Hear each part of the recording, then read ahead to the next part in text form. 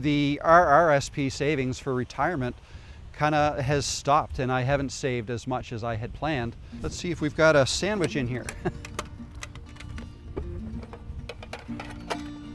No.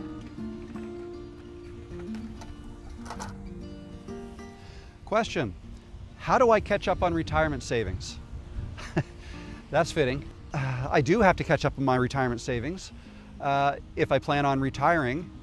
But see, when I started university, I started off doing the right things, right? I saved in RRSPs for my retirement, right? I was taught through school and from my father that, you know, if you start early enough and put away consistently, you'll be able to retire.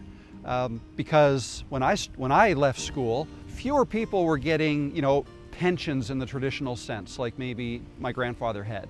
And people are responsible for, you know, saving for themselves. So I did that, but, you know, then life happens. Things change, priorities change. I left my job, the corporate world, to start my own business. And, you know, that can be challenging.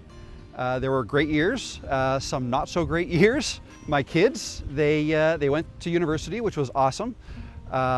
And we helped them with that. So I shifted from saving with our RSPs, shifted to our ESP savings. And that helped put our kids through university, which was great. My youngest has 1 year left. But anyways, yeah, but the RRSP savings for retirement kind of has stopped, and I haven't saved as much as I had planned. So how do I catch up? I think about this, but you know, do I need to retire in the traditional sense anyways? I love what I do. I don't see myself retiring and just not doing anything. I feel like our generation is on average healthier than previous generations as we age. So we live longer, perhaps we have more energy to work longer, and I love what I do. So how much do I need to retire? I don't even know. You know, it helps to have somebody like the people at RBC to talk to, because, you know, sometimes the stress comes from just not knowing where I stand. You know, how long do I have to work full time, and how much money do I need to save, and how do I save? So that helps.